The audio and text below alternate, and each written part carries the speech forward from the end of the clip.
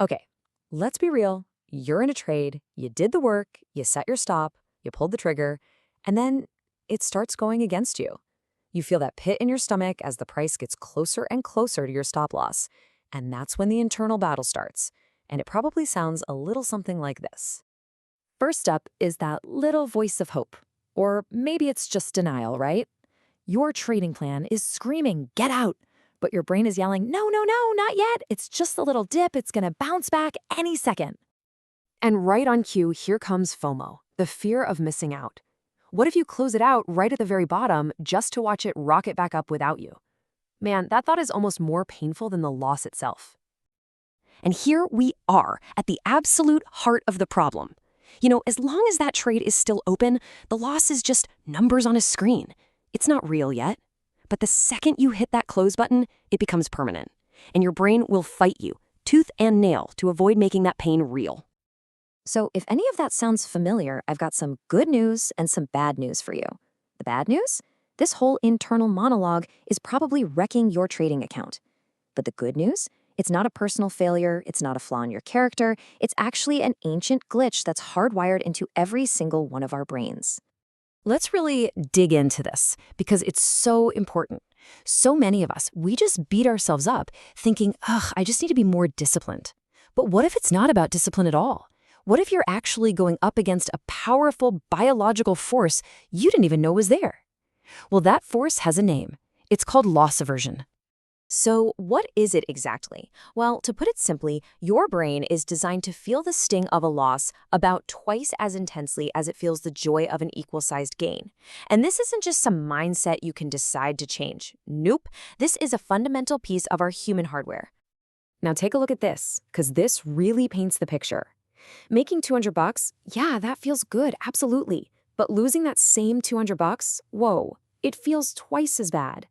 This lopsided emotional scale is the engine that drives so many of our worst decisions in the market. And get this is how deep the programming runs. We're not just talking about being a little bummed out here. Your nervous system literally registers a financial loss in the same way it registers a physical threat, like you just touched a hot stove. It is a primal, gut-level reaction. Okay, so how does this ancient brain glitch actually show up and mess with you at your trading desk? Well, the damage it causes isn't random. Loss aversion creates very specific, very predictable, and unfortunately, very destructive behaviors. All right, let's do a quick rundown. See if any of this sounds familiar. You hold on to losers way too long, hoping they'll come back so you can avoid that pain. You cut your winners way too early because you're terrified of giving back any of that pleasure. You freeze up after a loss. You start moving your stop loss around, basically negotiating with the market. And all these seemingly small decisions start to add up to one big disaster. And what you end up with is this toxic cocktail for your trading account. Your winners get choked off by fear, your losers get watered with hope until they grow into massive problems. Small wins and big losses, it's a mathematical formula for failure, and it's driven entirely by this glitch in our heads.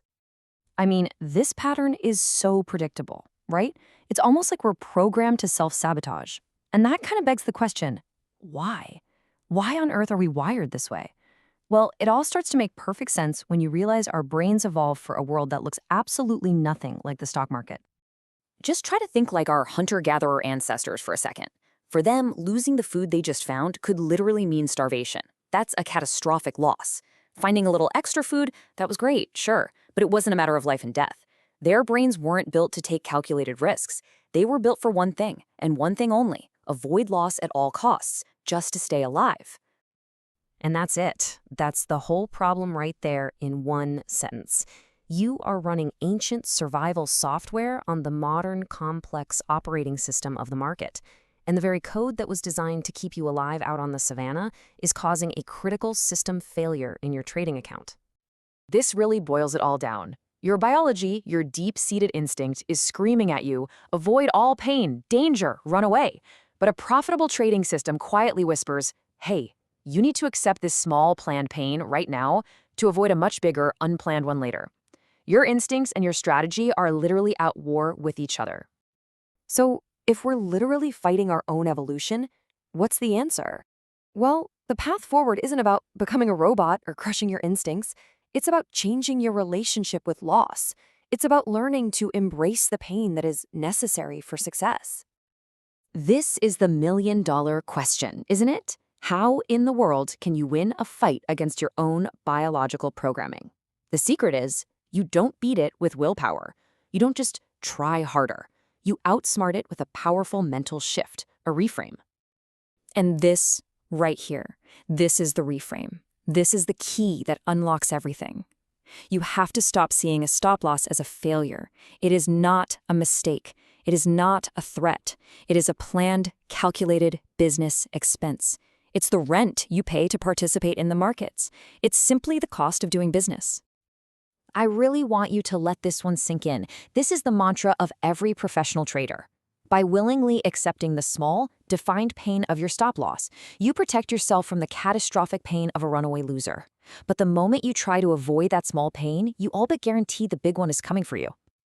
So what is your actual job description as a trader? It's not to be some brilliant fortune teller. No. Your real job is to be a professional risk manager.